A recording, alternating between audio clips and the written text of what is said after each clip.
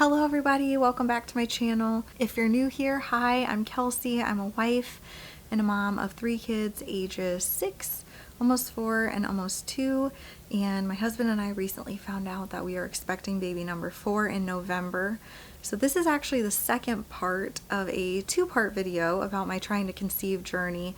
So if you didn't catch the first video, I would highly recommend going back and watching part 1 of this video, because if not, where I'm jumping in here will probably not make a lot of sense, and I think you'll get a whole lot more out of it if you watch part 1 first. With that being said, I'm going to get right back into it. So where I left off in part 1, I had just stopped taking my birth control pills. I'd been off of them for 10 months. My husband and I weren't really trying, but we weren't preventing pregnancy. And I'd only had 1 period in that whole 10 months since coming off birth control pills. I went to my doctor and he immediately agreed that we needed some kind of help because he didn't think that I was ovulating.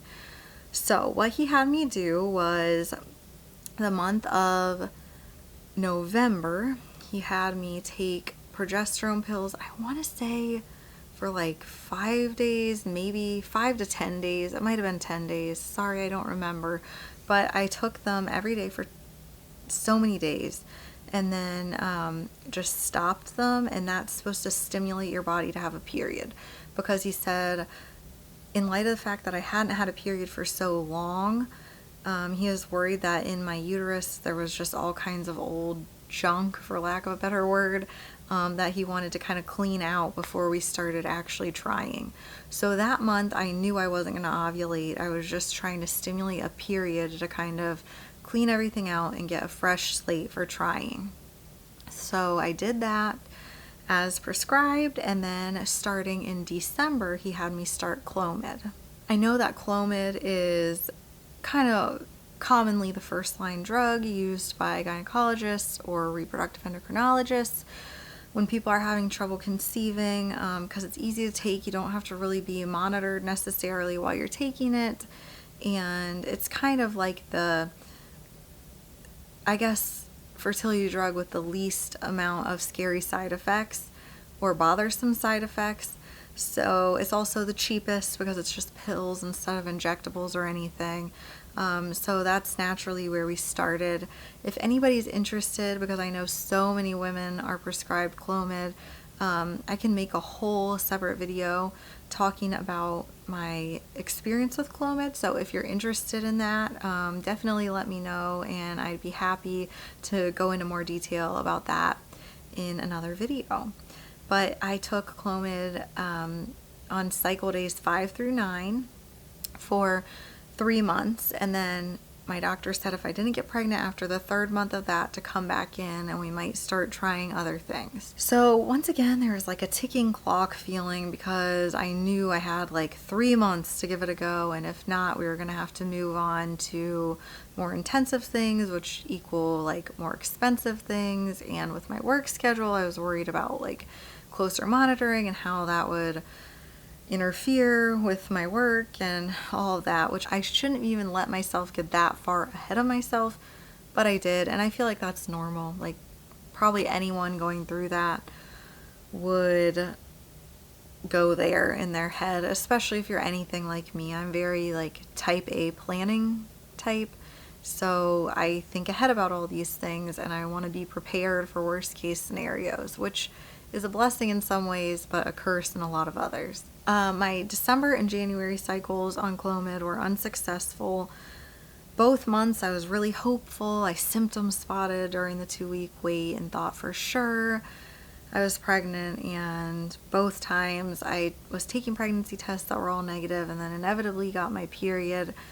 It was positive because I was getting positive ovulation tests both of those months, so I knew that I was actually ovulating, which was a huge relief because I didn't even know if that was possible.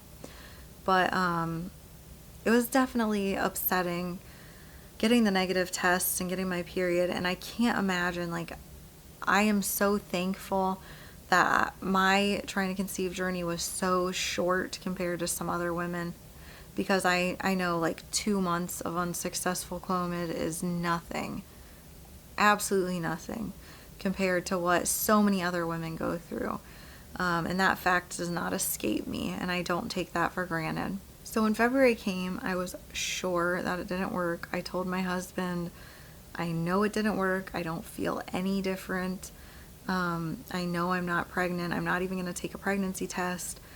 I did end up taking a pregnancy test on 10 days past ovulation, mostly just to like soften the blow when I got my period, so that I already kind of knew that I wasn't pregnant. And lo and behold, that test was positive, and that little tiny baby would become Leland.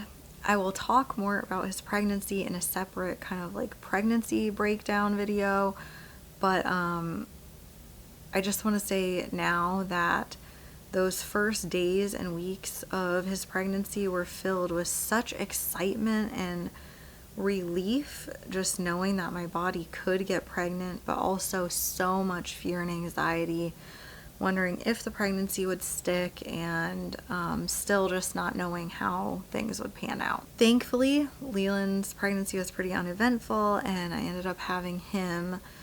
And so most people kind of said like, oh, well, great, you know, you can have kids now, you don't need to worry moving forward. But I still had so much anxiety about trying to conceive.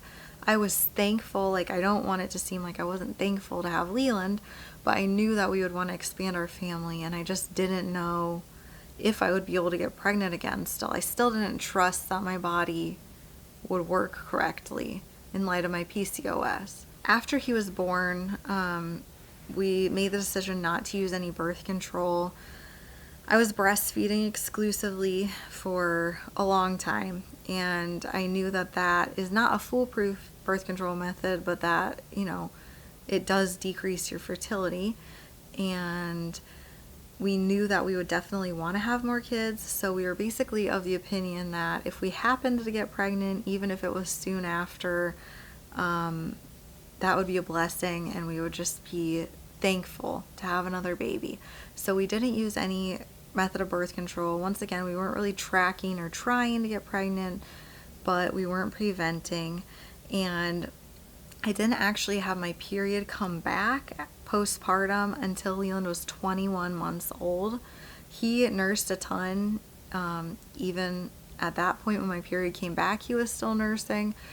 So that was an interesting period, because I knew that breastfeeding can obviously make you not have a period, and that different women have their period come back at different times. Obviously 21 months is on the later end of it coming back, and so I feared that my body just wasn't going to ovulate and I wasn't going to have periods. And I wondered if it was normal, like that it just hadn't come back, or if it was just never going to come back. My doctor kept telling me, like, you just have to be patient, it'll come back, but I was really skeptical and afraid. I was definitely relieved when it did come back. So Leland was born in November of 2014, and my period came back in August of 2016, which, yeah, was almost 2 years, which is a long time to wonder what's going to happen. I figured that I would probably need clomid again to get pregnant, and that was also stressful because you're not supposed to take clomid while breastfeeding, obviously, because of all the hormones that it messes with. And I was not wanting to wean Leland just to get pregnant and to be able to take clomid. But at the same time, I was worried about waiting too long and my egg quality, and also, like, we just wanted our kids to be close in age for their sake if possible. So it was just a lot of emotions during that time. When my period came back, though, we decided that I would start tracking to see if I was ovulating, and if I was, that we would give it a try and do our best with timing to see if we could conceive naturally. So I guess maybe I wasn't clear. My period came back in August. I was using ovulation predictor tests, or OPKs, prior to that, so I knew that I had ovulated before my period came in August, and we had tried that month as well. So I knew that that month was unsuccessful. And then moving forward into my September cycle, I continued using OPKs. I pinpointed when we ovulated. We were actually on vacation at the time, and my OPKs are kind of confusing because of the PCOS. They always look kind of positive, but then when I'm actually ovulating, they're like really, really positive. I know that's a horrible description. I've learned how my body is, and that's the best I can describe it. So I had thought that I ovulated like a week before our vacation, and thankfully I had packed a couple OPKs in my suitcase because I woke up one morning on vacation and I told my husband, like, I have got to be ovulating. I felt so bloated and crampy down in my pelvic area. I took an OPK because I'd stopped tracking them that month because I thought I already ovulated and was waiting for my period. I took one and it was like blazing positive. So fortunately, we were still able to try that month, and we kind of used all the same tools and strategies that we'd used when we got pregnant with Leland. And it was nice that we were on vacation because it took some of the pressure off and we had time to really focus on the task at hand. When we got home from our vacation, I decided to take a test at 9 days past ovulation, which I knew was really early, and I was not expecting it to be positive because I still was under the impression that I was going to need clomid to conceive again. So when I saw that there was a faint second line on that test, I was floored, and we were super excited, and that pregnancy turned into our amazing son, Rhett. My husband and I knew that we would like to have at least 3 kids, so we knew after Rhett was born that we would definitely want to try at least one more time. I will say, moving forward after having Rhett, we were definitely a lot more hopeful that we would be able to conceive our 3rd baby naturally, like we did with Rhett. I had a lot more confidence in my body and my ability to get pregnant. I think as somebody that's struggled with infertility, that fear is always in the back of your mind. Like, it's never going to go away, no matter how many subsequent babies you have without using fertility treatments. I still would wonder if I would need help getting pregnant a 3rd time, but I did have a lot more confidence that there was hope that I could get pregnant without meds again. So once again, we knew we wanted a 3rd baby. Ideally, we were hoping to wait at least like 2 years after Rhett was born to have a 3rd. However, in light of all the issues that we had in the past with infertility, we just decided, you know what, once again, we're not going to try to prevent anything. If it happens sooner than we would like, it happens sooner, and that's fine, and it's a blessing. So we didn't use any birth control after he was born. Once again, I was breastfeeding, so I figured it could take a while for my period to come back, just like it did with Leland. Fortunately, after Rhett was born, my period didn't take quite so long to return, so he was born in July of 2017, and my period started in October of 2018, so he was about 15 months old. Once again, I was using OPKs to try to pinpoint if and when I was going to ovulate, and I did catch the ovulation with the OPKs before my first postpartum period, so we tried that month. Obviously, it was unsuccessful. I got my period.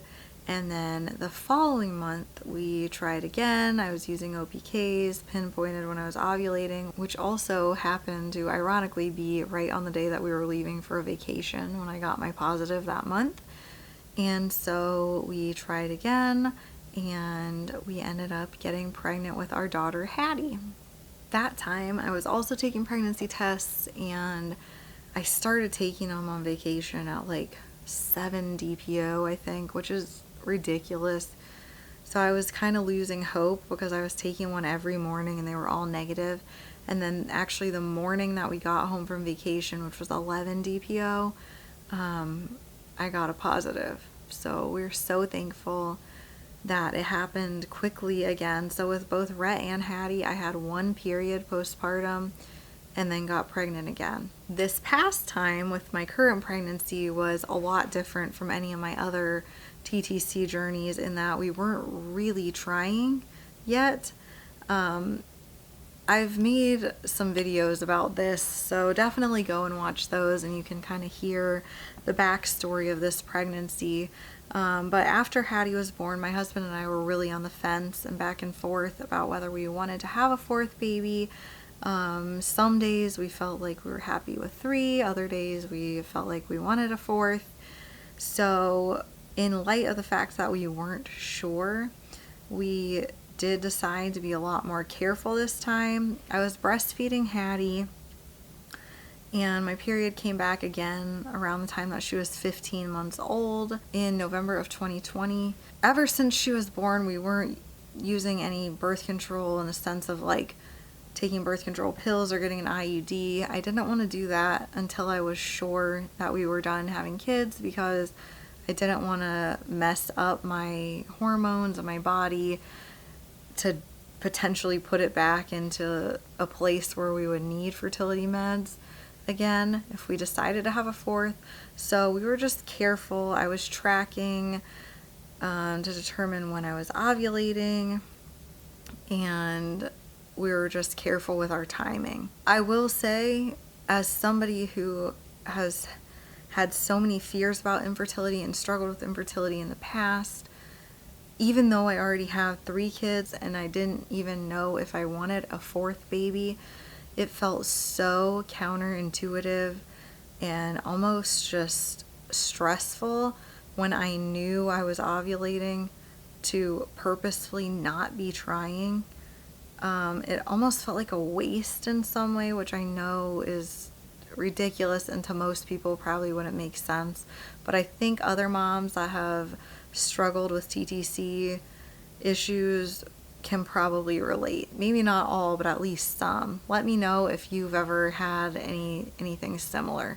And then on another hand, I was just thankful to have that problem, because to go from worrying about whether you can get pregnant to worrying about preventing a pregnancy is a privilege, in my opinion. Some people would probably say I'm wrong if they've never struggled, but that fact is not lost on me, and I felt privileged to be able to even have to be worrying about birth control. So 3 cycles went by that we purposefully didn't try, and we purposely avoided anything during the times when we knew I was ovulating. So before Leland was born, I wasn't having any meaningful cycles. After Leland and Rhett were each born, I had 1 cycle and then got pregnant. So after Hattie, when my cycle came back this last time, I didn't know what to expect if I went a few cycles without getting pregnant again. Like, would my body just shut off like it had been before I had Leland? Would it be regular, like month after month after month, like it never had before? I didn't know what to expect. So each month I kind of held my breath and tracked, and I had 3 normal, for me, normal cycles. They were a little bit longer than most. I want to say maybe like 35 to 40 day cycles, which I know is not necessarily super normal, but for me that's the most regular I've ever been, and I could tell that I was ovulating from taking the OPKs and because I could usually feel it happening.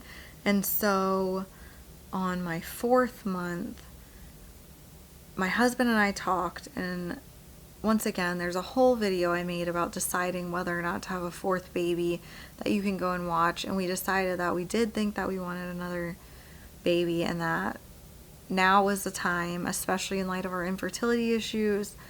We didn't want to put it off any longer, and we want our kids to be close in age, so we decided we weren't gonna like actively try, but we wouldn't prevent anything.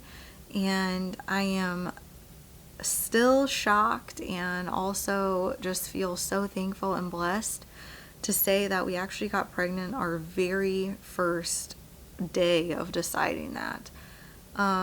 which looking back was kind of, I hate to say an accident. I don't want to say that because we had decided not to prevent and to try, and we knew that there was a high likelihood that we would get pregnant and we wanted that. But an accident in a sense of, I thought I had already ovulated that month just based on how I had felt the week prior. So I didn't even think there was a chance that day that we would get pregnant, and we did. So that also felt like a privilege to me, to be able to get pregnant without having to pull out all the stops to try and fret about the 2-week wait and everything. Once again, just I feel so blessed and relieved and fortunate to have had that be our experience this time. That kind of brings us up to the current day with my trying to conceive journey. Moving forward in the future, I'm not really sure what my journey will look like. I am 99% sure that we're finished having babies after baby number 4 makes their appearance. And so I'm not sure how I'll choose to manage my PCOS moving forward after this baby, or what kind of birth control we'll use. But once again, I hope that you enjoyed this video. I hope that it was informative. I spent so many years of my life fretting about whether I would be able to have a family.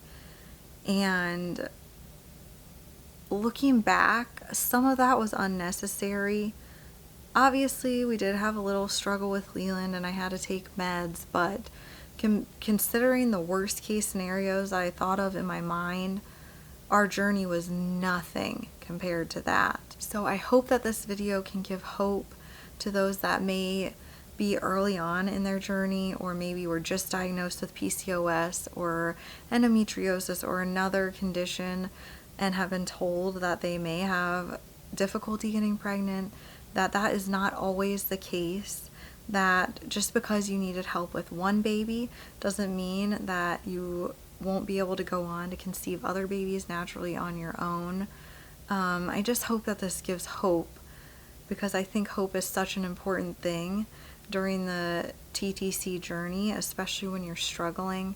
I know that not everyone will be as fortunate as we were. I 100% understand that, and I hope that nowhere in this video did I come off as taking for granted the fact that I was able to get pregnant so easily with my 2nd, 3rd, and 4th baby, because not a single day goes by that I don't feel so blessed and so fortunate and so thankful that the struggle with our subsequent kids was not a part of our story.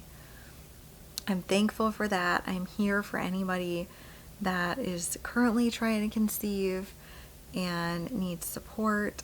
If anybody has any questions, please let me know. If there's any other types of videos related to trying to conceive that you're interested in seeing, please also let me know. And once again, no matter where you're at in your trying to conceive or motherhood journey, please just try to keep hope that one way or another, no matter how much you struggle, you can have a beautiful family and all of the happiness in the world that comes along with that. Please let me know in the comments down below how your TTC journey has gone in the past or how it is currently going. And if you have any stories of hope of your own, please leave those down below as well for other people that may stumble across this video.